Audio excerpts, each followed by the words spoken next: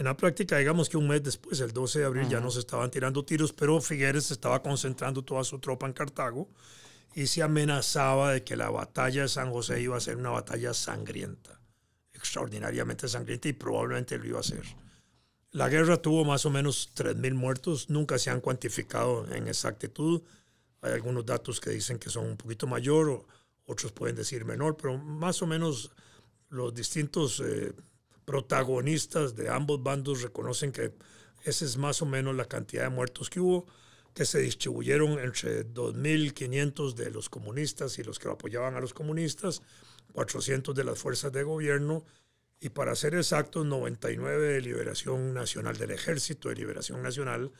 Digo 99 porque yo conocí un folleto donde se publicaba la lista de los 99 caídos, ¿verdad? Que es un folleto que cuesta mucho conseguirlo. Yo lo tenía, lo presté y nunca me lo devolvieron. Estas cosas de la vida. Y tal vez ya así hablando, Vladimir, centrándonos ya en la guerra. Entonces la guerra, va a tener un escenario con el levantamiento de Don Pepe en la zona sur del Valle Central, y empieza su camino hacia San Isidro el General, donde toma la ciudad de San Isidro el General de manera muy exitosa. Logran apropiarse de un avión en ese momento que había ahí, con un engaño, tomado el avión con un engaño que hacen a las autoridades del gobierno nacional, que no se habían dado cuenta de la toma de San Isidro ni de la toma del avión. Informan que el avión tiene una avería, que deben mandar otro avión, ¿verdad? Y el gobierno manda el otro avión y cogen el otro avión también.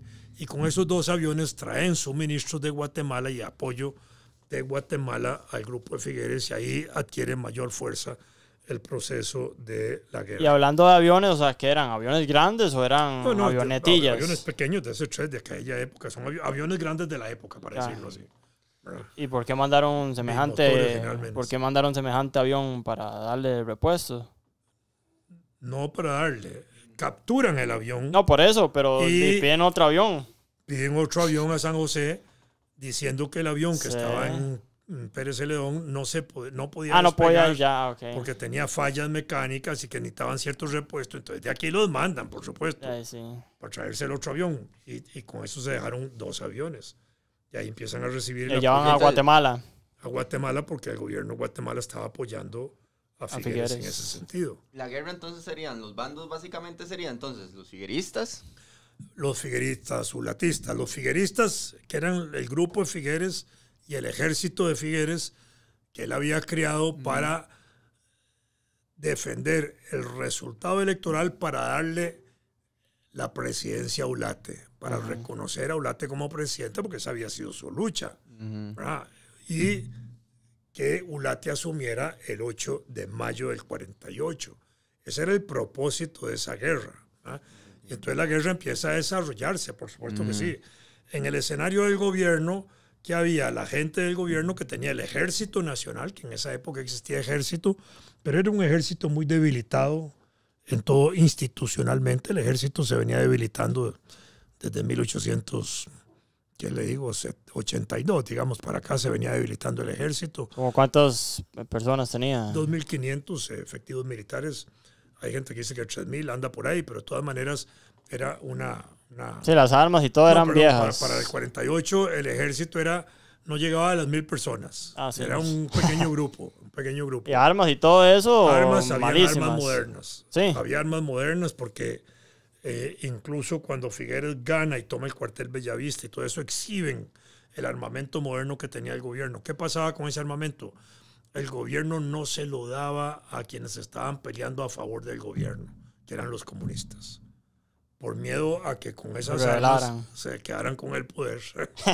Entonces, el hermano de Teodoro Picado saboteaba justamente ese tipo de entrega de armas. Sin que él supiera. Entonces mandaban armas, por ejemplo, pero a veces mandaban equivocadamente las armas. Si las pedían en Tres Ríos, las mandaban a La Juela. Mientras llegaban las armas a Tres Ríos, ya los habían barrido. Mandaban armas sin balas o mandaban balas sin rifles, etcétera, ¿verdad? Y en el armamento, no todo calza. Es decir, si usted manda balas para un Mauser, es para un Mauser. Y si manda balas para una ametralladora, para una ametralladora. Había más miedo de que llegase un comunismo a que literalmente tomasen... Porque ya estaba avanzada toda la lucha anticomunista. Pero ya más o menos ellos sabían que, que Figueres estaba armando algo ahí, ¿verdad? Y podían sospechar del armamento de Figueres y de las luchas, sí, porque desde el hasta año 46, mandaron... desde el año 46 y 47 se estaba movilizando gente a la lucha para entrenamientos.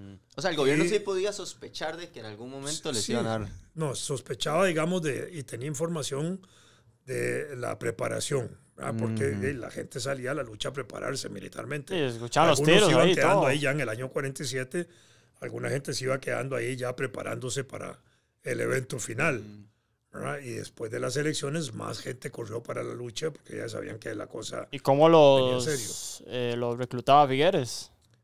Anterior obviamente a la proclama que hacía, pero ¿cómo lo reclutaba? Porque ya había grupos opositores contra el gobierno y esos grupos opositores eran muy radicales y había gente que estaba de acuerdo con la tesis de Figueres de que había que tumbar al gobierno por la fuerza y en ese sentido iban preparándose para eso. Entonces de Figueres eran ¿cuántos? Más o menos, personas. La gente de Figueres, sí. al inicio podían haber sido unos 100 hombres. 100, sí, pero ya a la hora de la guerra, cuando se levanta. De una fuerza de combate que pudo haber llegado a los 600, 800 personas. En general, el desfile que hacen, el desfile de la Victoria en San José es grande, pero se suman todos los combatientes militares que hay. Y se va sumando... Mucha gente que apoyaba al ejército de Figueres desde la retaguardia y desde las actividades paralelas, es decir, mujeres que participaban en la guerra suministrando recados, manejando aspectos de logística alimenticia. Sí. De hecho, me parece que en alguna proclama él menciona que salgan a cerrar calles, cortar teléfonos y tal. Por eso, porque había ese otro apoyo paralelo de la gente que está, digamos, metida en el escenario, pero que no está en el frente de combate directo.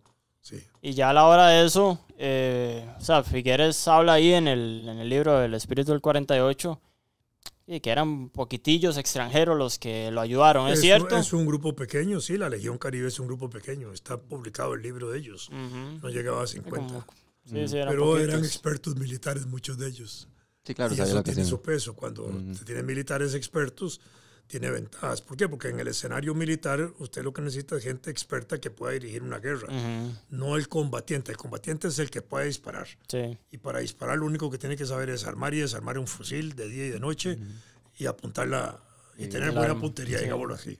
El oficial no, porque es el que tiene que tomar decisiones. Estrategia de escenario, de definir estrategias de guerra, de combate, etc. Entonces, la Legión Caribe le daba ese insumo a él de elementos que tenían experiencias militares. Sí. Por supuesto que Figueres tuvo también sus militares como Vico Stark, Frank Marshall y otros que jugaron su papel importante con él. Tuta Cortés y otros. Y digamos, más allá de lo bélico, económicamente Costa Rica se vio golpeado por la guerra, es decir, se vio en algún tema como de que se viese golpeada la moneda o así. En ese momento no, la guerra fue de muy corta duración, un mes. ¿Qué puede haber pasado en esos días? Una crisis interna, obviamente, del Estado tratando de financiar parte de la guerra, tenía que financiarla. Más, le voy a hacer una comparación. En época de la guerra contra los filibusteros, en 1857, Juan Rafael Mora Porra diseña una estructura tributaria muy importante y una estructura fiscal de gobierno que permite financiar la guerra contra los filibusteros. Para comprar armas. Y mantener una actividad económica extraordinariamente activa en el periodo de la guerra. En época de ese final del 48, o al principio del 48, más o menos, más bien en el periodo de la guerra, el gobierno no tiene esa capacidad de desarrollar una estrategia financiera para mantener la guerra. Está ya desarrollando el presupuesto del año 48, donde no estaba planeada la guerra y no le da tiempo porque el Congreso no puede hacer ningún plan alterno, no puede hacer una modificación presupuestaria, tiene que jugar con lo que hay. Eran los recursos que estaban, eran recursos limitados. Algunos tal vez se pudieron redestinar a aspectos de seguridad nacional, pero eso no ha sido debidamente estudiado todavía. Y como era tampoco no tenían tanta tiempo de reacción. Y ahora, bueno, Figueres ya hablamos, ¿verdad? Que eran, su mayoría entonces eran costarricenses. Costarricenses, la Legión Caribe juega un papel ahí importante y significativo, y en un momento determinado llegó a ser tan significativo que tenían un peso dentro de las estructuras militares del figuerismo y provoca una reacción de los líderes militares costarricenses de Figueres contra la Legión Caribe, y eso provoca la ruptura y la salida de ellos en diciembre, en ese mismo año 48, que rompe Figueres con ellos. Y a la hora, ok, Figueres, ¿verdad? Estos pocos de la Legión del Caribe, los costarricenses. Ahora el bando de Nacional, ¿verdad? El ejército de Teodoro y Calderón Guardia. Eran el ejército que había ahí, que usted mencionó que eran como 1000 personas, más o menos. Y también se habla que trajeron gente de las bananeras porque no les alcanzaba. No, es que para los combatientes a favor del gobierno fueron el Ejército Nacional, que era una tropa que pasaba a los 500 hombres por ahí, y la gente que ponen los comunistas. Esa gente que ponen los comunistas son los militantes comunistas de los sindicatos que participaban detrás de las banderas comunistas de la época. Y en las bananeras se tenía mucho peso y mucha importancia. En la década del 40, incluso en relación con el conflicto internacional de la guerra antinazi, incluso había habido hasta un pacto prácticamente para que en ese periodo no hubiera huelgas bananeras. Y se hizo un medio negocio ahí entre Chittenden y Calufa y otros, que era el gerente de la bananera y los comunistas, para tener eso tranquilo en un periodo de guerra antinazi, que era lo más importante. Los comunistas estaban por la defensa de la Unión Soviética y en la lucha antinazi. Y los Estados Unidos estaban en la defensa también de la lucha para que no continuara la guerra en Europa, acabaran con los nazis. De paso, en ese momento era también resguardar la Unión Soviética. Entonces, los trabajadores bananeros son traídos. La columna liniera es una columna de trabajadores bananeros, y los campesinos que mueve el Partido Comunista en esa época, que tenían que hacer una caminata muy larga, se les cubrió con una frazada, ¿verdad? Que era una frazada que al ponérsela parecía un poncho de esos mexicanos, y por eso hablaron de los mariachis, ¿verdad? Que ya era como la mezcla caldero-comunista de trabajadores que participaron en la guerra en ese momento. Porque dicen que tenían frío, no estaban acostumbrados. Bueno, es que el Cerro de la Muerte lo llaman de la muerte porque ahí la gente se moría de frío. Sí, claro, es que en esa época, piensen que en esa época no está la carretera. Está construyéndose la carretera interamericana. Y esa carretera interamericana la aprovecha Figueres para trasladarse, porque la compañía interamericana, CIA se llamaba en ese momento, compañía interamericana, servía a los intereses de Figueres más que al gobierno. Y entonces les servía de trocha para Figueres en esas andanzas. Y esa zona era muy fría. También los cambios climáticos en ese momento eran más fríos más fríos ayer que hoy. Y entonces pasar de noche ahí en las condiciones era una situación que provocaba muerte. Por eso le llamaban el Cerro de la Muerte, porque eran trochas y eran caminos deficientes y no estaban bien hechos, a pesar de que estaba ya el inicio de la trocha de la carretera. Pero esa trocha la manejaba más en control Figueres que el gobierno. Y durante la guerra, digamos en general, supongo que hubo algunas batallas que se recuerdan, ¿verdad? Digamos, todavía al día de hoy, tanto, ¿verdad? ¿Cuál cree usted o así? ¿Cuáles batallas cree usted que fueron como las decisivas, la que definitivamente fue un antes y después? Y que ya ahí fue cuando tal vez el gobierno dijo, sí, ya estamos en problemas. Para mí, Limón. Limón es una batalla heroica que hace el gobierno. Se entregan porque se les acabaron las balas. Y ya no tenían cómo combatir después de 3 días casi de combates seguidos. ¿Y por qué Limón? Porque Limón era el puerto y era la apertura para que por ahí recibieran apoyo más. Ya no solo el avión que llegaba ahí a Pérez Celedón o a otros lugares, sino Limón, que era también un aeropuerto, era un puerto. Y de Limón, el control de Limón prácticamente inutilizaba el gobierno. Y hablando de eso, ¿dónde está entonces? Porque los combates se dieron más en esa escena que en el área de Punta Arenas y Caldera. Y por ese lado habían combates también, y en la zona norte también, ¿verdad? Y San Ramón y toda esa zona, pero el peso de la guerra estaba en el este del país. Entonces, más o menos, ¿dónde estaba situado todos esos enfrentamientos? O sea, ¿dónde puso hombre Figueres?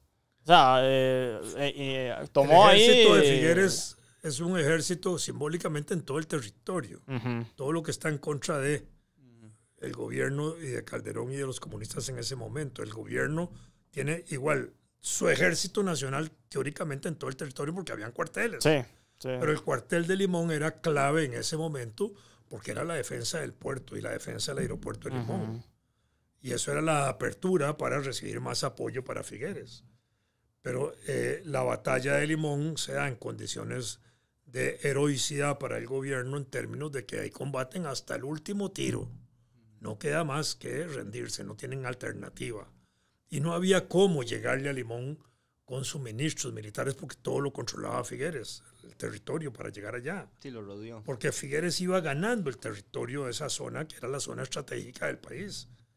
La zona más bien al oeste del país es una zona más liviana, digámoslo de esa manera, en combates y en enfrentamientos, aunque los hubo también. Pero el control estaba por aquel lado y todo venía de allá para acá hasta que Figueres entra a Cartago, porque acuérdense que se levanta Figueres allá, se traslada a Pérez Celedón, pues hace sus marchas hacia Limón para controlar Limón y ejercer un control de toda la mitad del país en esa zona, que era la parte importante, muchas veces muy despoblada en algunos aspectos, pero tan despoblado como era el resto del país. Estamos hablando de un país que no llegaba al 1.000.000 de habitantes en ese momento. Hasta 1956 llegamos al 1.000.000 de habitantes, con dificultades de infraestructura, de caminos y carreteras. Todo eso, la carretera interamericana apenas se estaba construyendo. La electricidad no cubría el 10% del territorio nacional. Es decir, había muchas dificultades en ese momento. Radioemisoras eran pocas las que habían en el país. Y las interceptaban fácilmente. Por eso, el Partido Comunista tenía una radio que era Ecos del 56, que estaba aquí en San Pedro, en el cantón de San Pedro, ahí ubicada. Ahí por donde queda la calle La Amargura, por ahí estaba antes la Ecos del 56. Y habían varias radioemisoras nacionales y existían la radio clandestina del gobierno y las claves que se usaban y la música que se usaba en claves, y ponían una sinfonía o ponían la otra. Todo eso eran claves que se usaban para... Y todo eso lo utilizó Figueres, ¿verdad? Sí, codificaba todo. Bueno, el gobierno y la oposición, digamos, el ejército de Figueres codificaba sus mensajes y el gobierno también. Y mandaba mensajes a la población. Y el gobierno también. Existía telégrafo desde 1865, habían teléfonos desde 1892, pero la telefonía nacional en ese momento no abarcaba ni el 5% del territorio ni nada. Yo tengo un librillo de teléfonos de 1940 y pico y son 10 paginillas. Y números de 4 o 5 dígitos. De 4 dígitos. Me saltó una duda. Nos contaba que prácticamente hubo un sabotaje al gobierno por el miedo a que se levantase el comunismo y tal. ¿No se podría, o podríamos hablar de que... Había un sabotaje interno en el gobierno? De que habían tal vez infiltrados, o era algo netamente personal. No, el hermano de Teodoro Picado era intencionalmente, él jugaba un papel importante en el aparato de seguridad y no le daba los apoyos militares debidos a quienes defendían al gobierno, que eran los comunistas. Porque sí tenía sus recelos en ese sentido. Pero no era una orden del gobierno, era que él quería. No, yo diría que no era de Teodoro Picado, ¿no? Teodoro Picado mantiene hasta el final cierto respeto por la alianza que había suscrito con ellos. Tanto así que en un momento determinado hay un viaje de Teodoro Picado a Punta Arenas y después se dice que va hasta Nicaragua a negociar con Somoza, y Somoza le hace una propuesta, que él avance hasta Liberia, establezca el gobierno en Liberia, y desde Liberia le solicite apoyo a Somoza. Somoza, que era un aliado del gobierno, se mete el ejército de Somoza se mete a Costa Rica, barre con Figueres y de paso barre con los comunistas. Y Teodoro Picado dice que no está de acuerdo. Eso fue cuando ya estaba viendo la fea, ¿verdad? Y entonces le manda una nota a Calderón Guardia y a Rafael Ángel Calderón. Dice, esto que les digo se los explica oralmente, pero por escrito les dice: fuerzas incontrastables amenazan el país de una manera inevitable. Es decir, o entregamos esto o nos aplastan, porque a la par de esa oferta de Somoza también había una oferta, una amenaza del general Marshall de Estados Unidos, que había llegado a Colombia en el año 48, en estos mismos días de la guerra, cuando se produjo un levantamiento popular resultado del asesinato de Julio César Gaitán, un dirigente liberal colombiano. Se produce un levantamiento y Marshall está en Colombia cuando hay un levantamiento militar en Colombia y hay una guerra civil en Costa Rica, y él dice que no se mueve de esa zona por la seguridad del Canal de Panamá. Y en un momento determinado ordena movilizar tropas del canal de Panamá amenazantemente hacia Costa Rica. Y entre eso y la posibilidad de la llegada de Somoza, era una situación que no iba a ser controlada por los comunistas ni por el gobierno.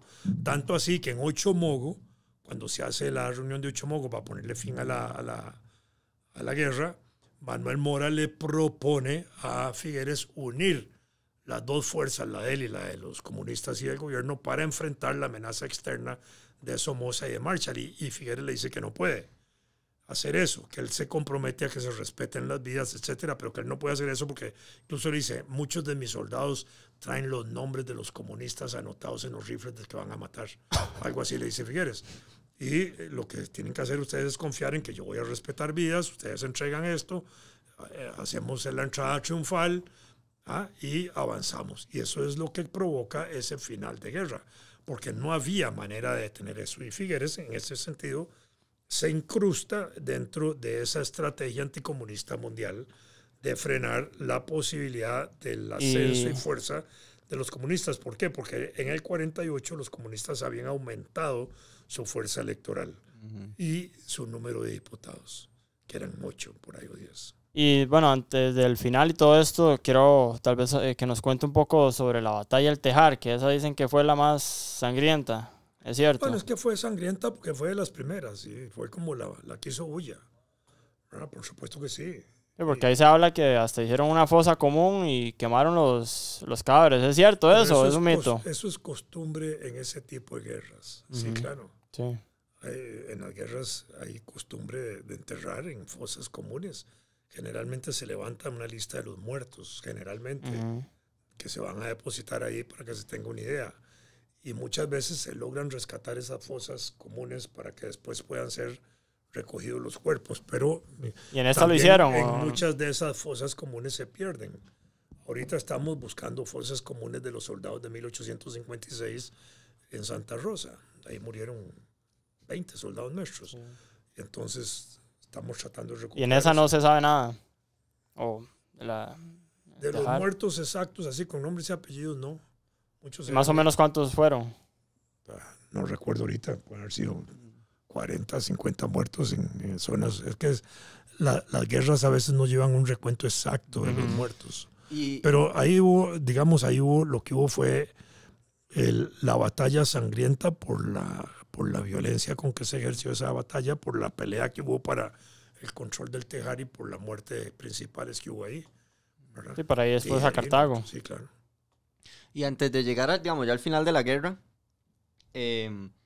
¿cómo se llega a esa reunión de Ochomogo? ¿Cómo después de todo lo que ha pasado, porque yo me imagino que habían resentimientos, me imagino que la situación tenía que ser... Sí, ¿Cómo se llega a...?